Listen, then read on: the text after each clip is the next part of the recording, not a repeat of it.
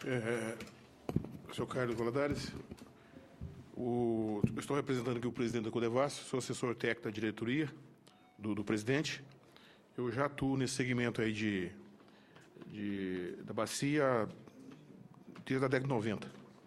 Eu conheço razoavelmente bem o processo, a gente vem acompanhando, inclusive, os modais que está sendo os ajustes, né, principalmente com o advento do Comitê de Bacia e a ANA, e em cima do plano de recurso hídrico, que é a atuação que a Codevasf hoje ela busca. Eu vou me conter, no nosso caso aqui em particular, nós vamos colocar aqui sobre os perímetros de irrigação. Basicamente foi colocado, mas a gente vai ter alguns comentários rápidos, porque em função do que acontece na questão das alternâncias de coluna de água, você tem impacto no sistema de captação de água. Se eu podia subir, por favor?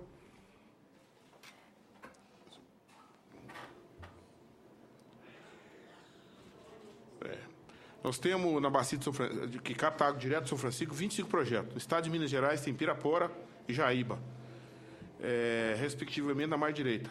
No estado da Bahia nós temos Salito, Torão, Curaçá, Mandacaru, Maniçoba, Baixi de Irecê em implantação, Rodelas, Glória, Pedra Branca na Bahia. Algum desses projetos é o caso de Rodelas, Glória e Pedra Branca. São projetos que é lá da margem do Lago Taparica, que é a da Chef, está passando para a Codevasf, conduzir a operação.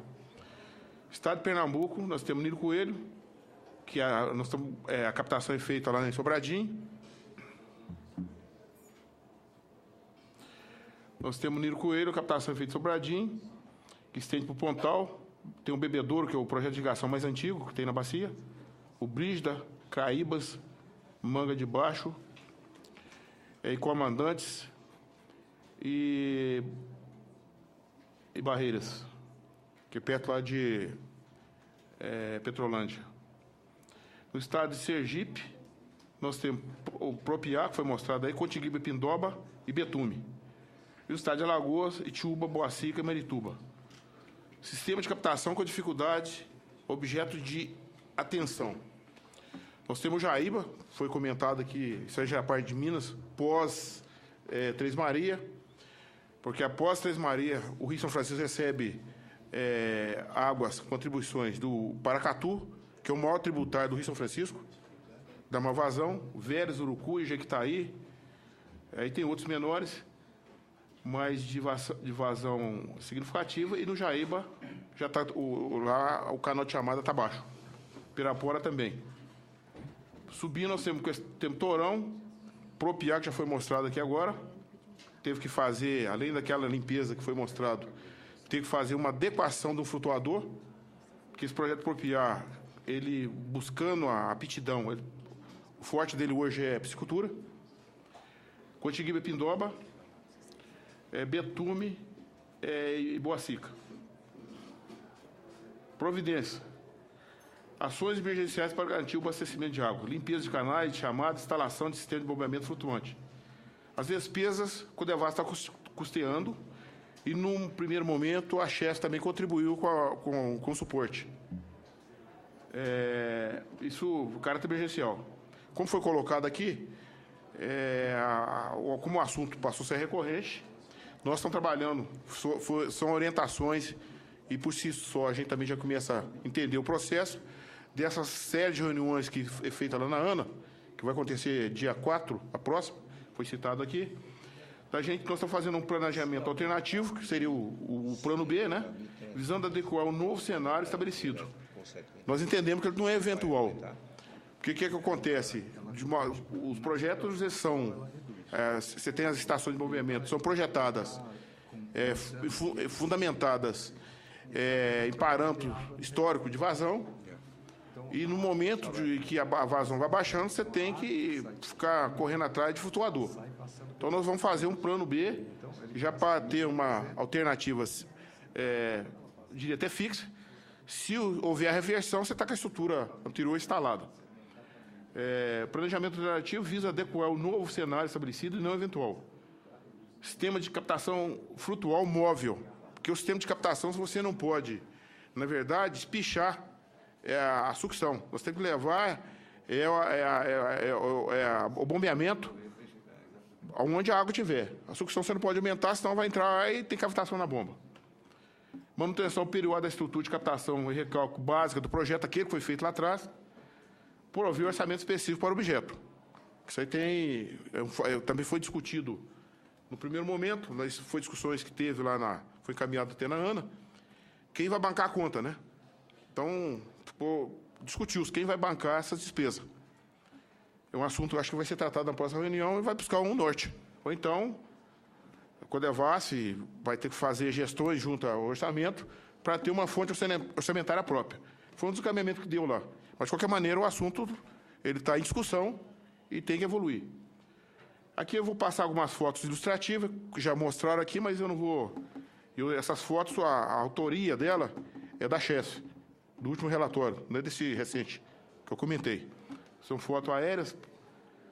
Aquilo ali, você podia voltar um pouquinho, por favor.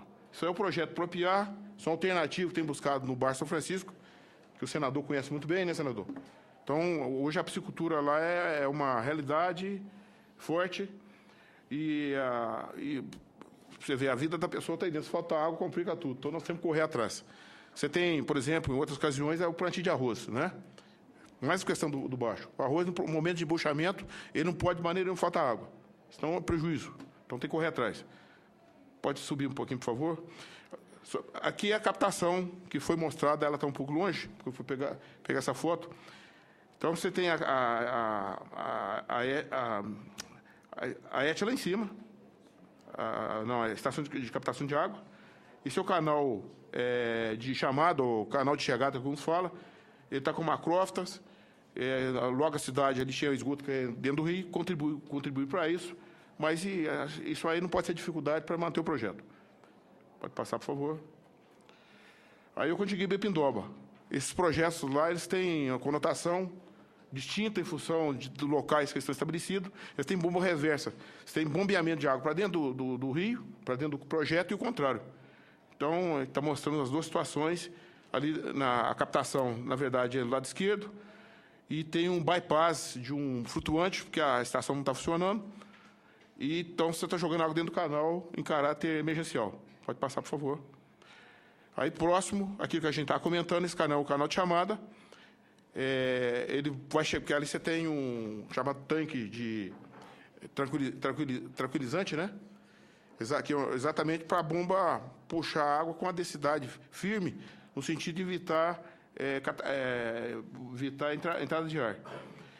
No momento que acontece a situação desse tipo, você tem que fazer a dragagem lá do canal, só que esse grade, quer dizer, o fundo, ele tem que chegar numa posição para que a bomba puxe acima dessa câmara. Caso contrário, você vai ter que usar mesmo fazendo isso, vai ter que usar um flutuante, que seria uma ação paralela. Por favor. Isso aqui é em betume. Nós estamos vendo uma estação de bombeamento, na margem do lado esquerdo, ali é o rio, e ela também tem um processo reverso que eu estou citando aqui. Ela puxa água para dentro e para fora, em função de maré o rio Betume, ele joga água dentro do rio São Francisco. Isso aí já foi previsto, porque em ocasiões que tem a maré do São Francisco, represa e ele começa a inundar a parte de dentro, que o rio não deságua, o tributário não deságua São Francisco. Então, esse projeto teve que ser adequado nesse sentido. E quem não sabe, esses projetos existem exatamente em consequência da produção de energia elétrica. Esse projeto a gente considera como os projetos sociais, porque eles contribuíram para promover o desenvolvimento econômico, social da região Nordeste. Hoje tem como a rede integrada com a produção de energia. Como a rede está integrada nacionalmente, isso aí passa a ser uma contenda de país. Pode passar, por favor. O canal de chamada, vocês veem ali como que o rio baixou. Então, já tem um flutuante, porque a água para chegar lá em cima, ela fatalmente não está dando para fazer a captação. Pode passar. Aqui é o Tiúba, que já é lá em Alagoas. Esse projeto Tiúba também é um projeto importante. Ele também tem uma conotação forte hoje de piscicultura. Vocês verem aquela parte de cima, alguns tanques, então você tem que ter água permanente. Se é um canal de chamada, vamos passar para você ver ele no outro ângulo. Pode subir, por favor. Aí, ali já tem um flutuante, porque a estação de bombeamento não está dando captação. Então, aquele trecho todo que está aparecendo, que lá já é banco de areia, que na verdade é o canal de chamada.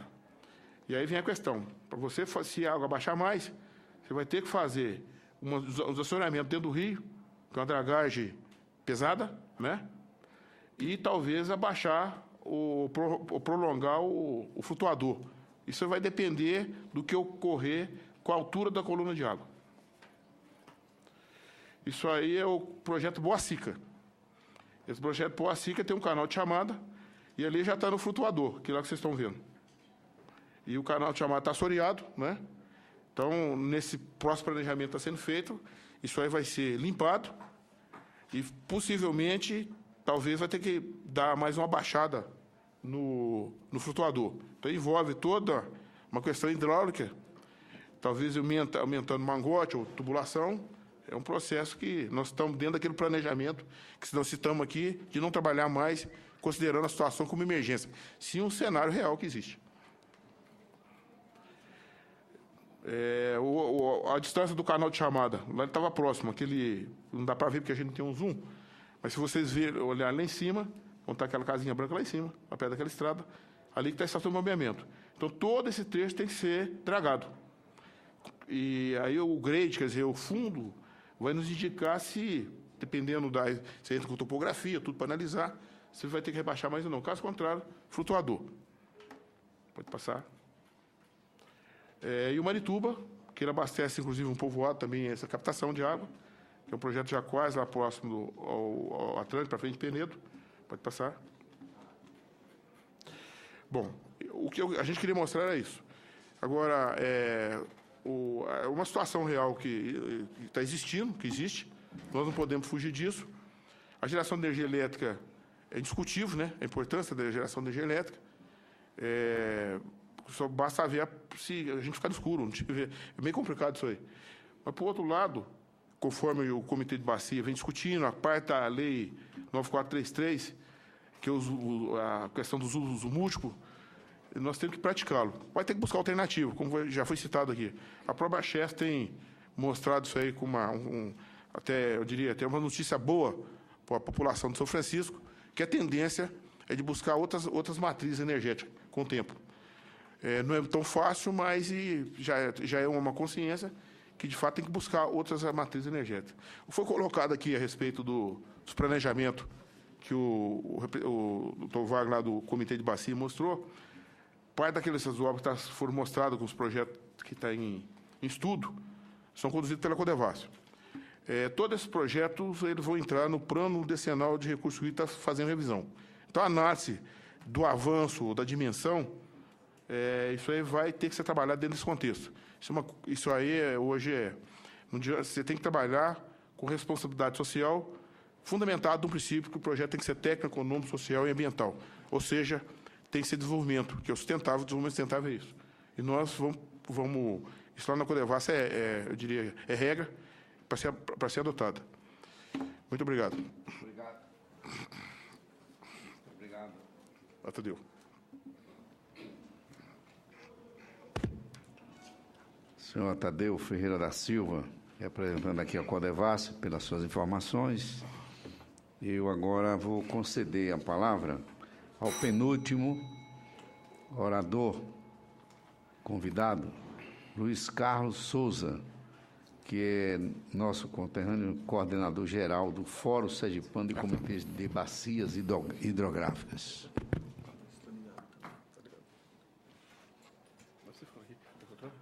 Não, estou aqui mesmo. Sim. Bom dia. Obrigado.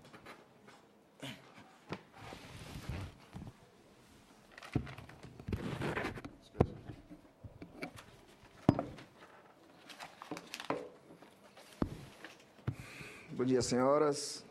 Bom dia, senhores senadores.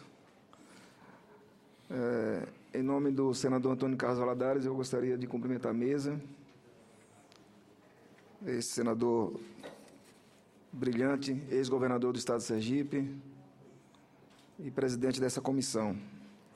Bom, muito já se foi falado aqui, agora pela manhã, acerca dos problemas e das consequências que a redução da vazão do Rio São Francisco vem causando nas atividades socioeconômicas, principalmente nas atividades socioeconômicas das regiões, dos territórios a jusante das barragens. E são muitos os problemas.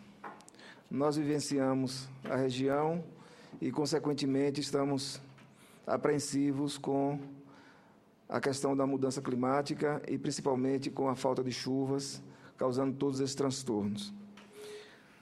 Eu sou Luiz Carlos Souza Silva, eu sou o coordenador-geral do Fórum Sergipano de Comitês de Bacia e sou o coordenador adjunto do Fórum Nacional de Comitês de Bacias Hidrográficas. Esses comitês de bacias que têm uma função importante, uma função social muito grande nesse país, em função da criação da Lei 9433 e das leis estaduais que criaram os comitês de bacias, né? Talvez o instrumento mais democrático que nós temos para a discussão e gestão das águas nesse país.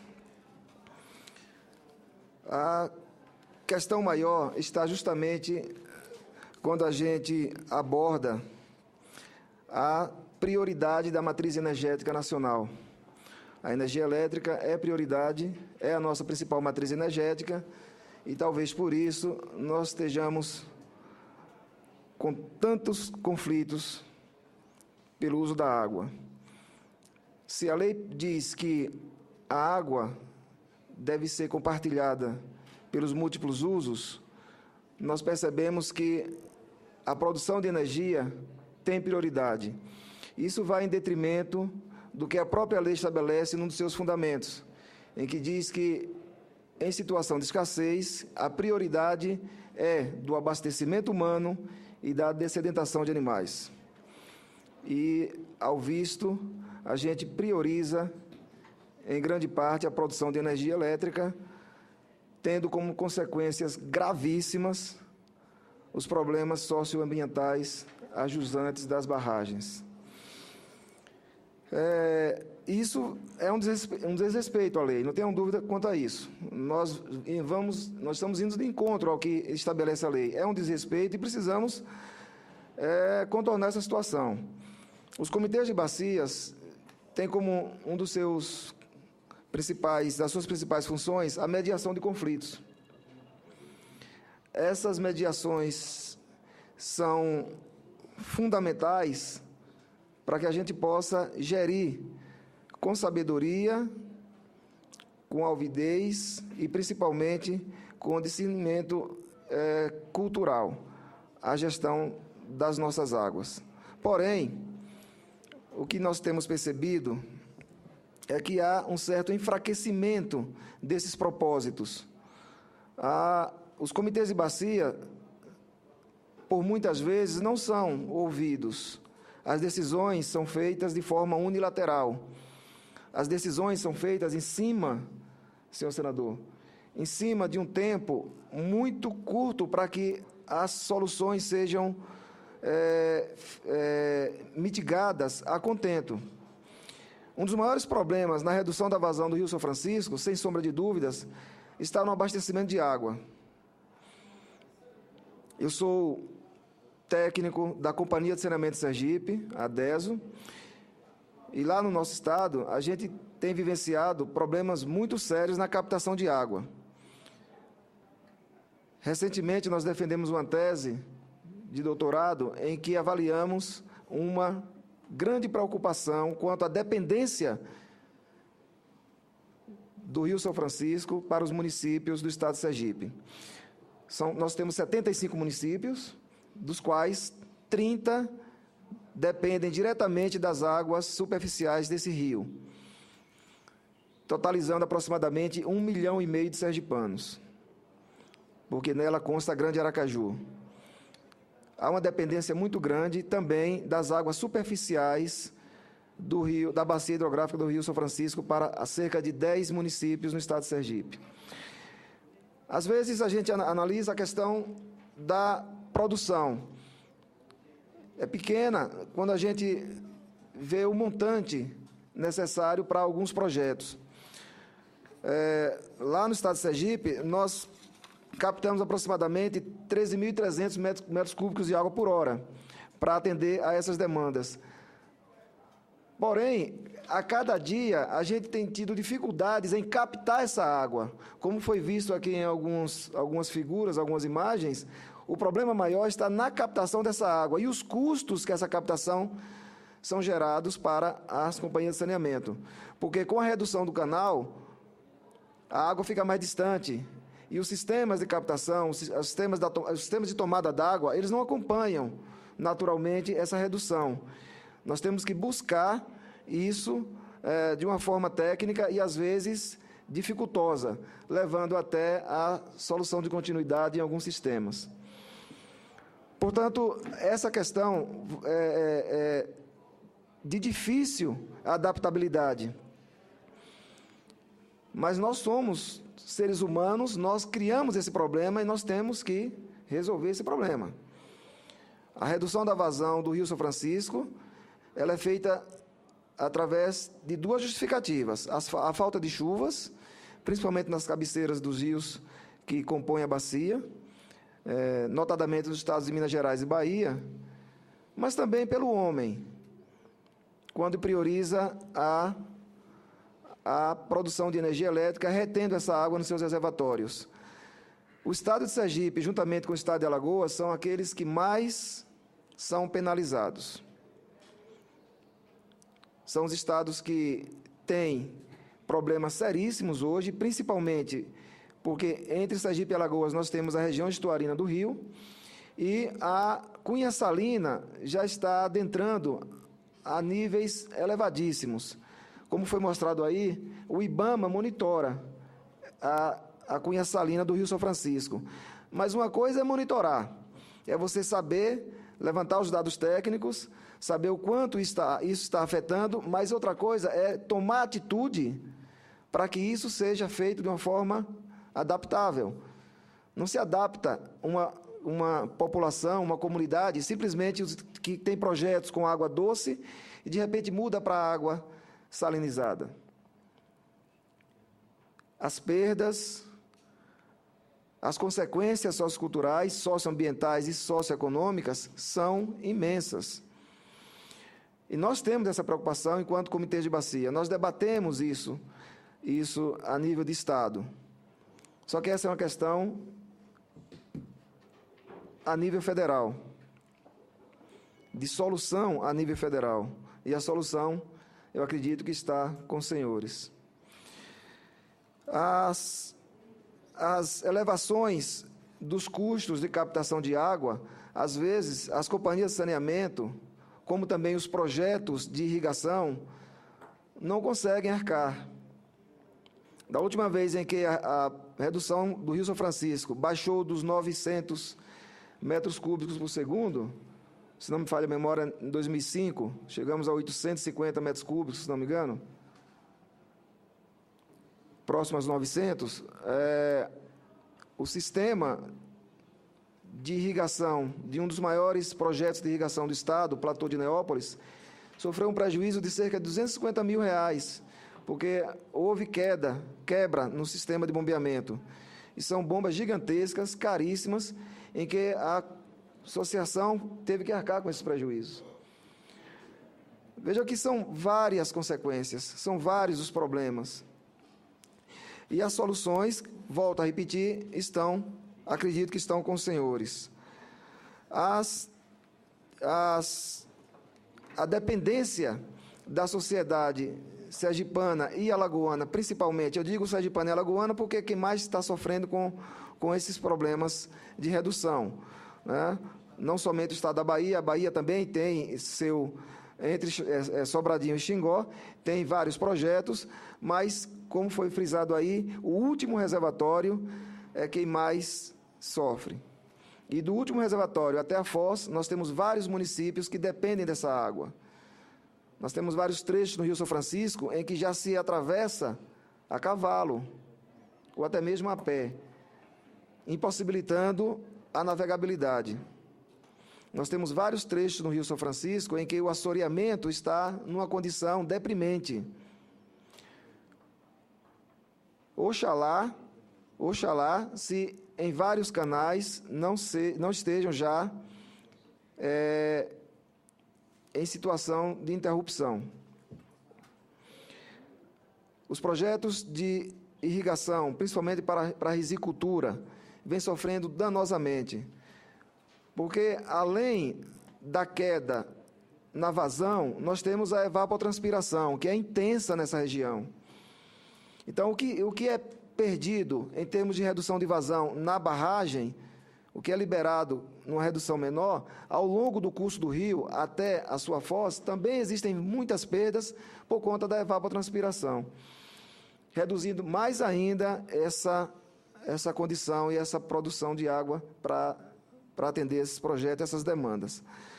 Então, senhores, essa é uma preocupação gritante nossa, é um problema recorrente, inclusive, mas que as soluções têm que ser feitas em conjunto. Não pode haver apenas um grupo de técnicos sentados e decidir sem ouvir outros grupos de técnicos e pessoas que convivem, que vivenciam a bacia hidrográfica e dependem dessas águas para a sua sobrevivência. Se faz necessário que haja uma conversa antes de uma decisão tão drástica quanto a redução da vazão de um rio. Porque toda vez que há uma redução, sem sombra de dúvidas, há consequências. E o que nós nos preocupamos são com as consequências, porque é uma questão de sobrevivência. Não há vida sem água, mas até que a gente pode viver sem energia elétrica. Obrigado, senhores.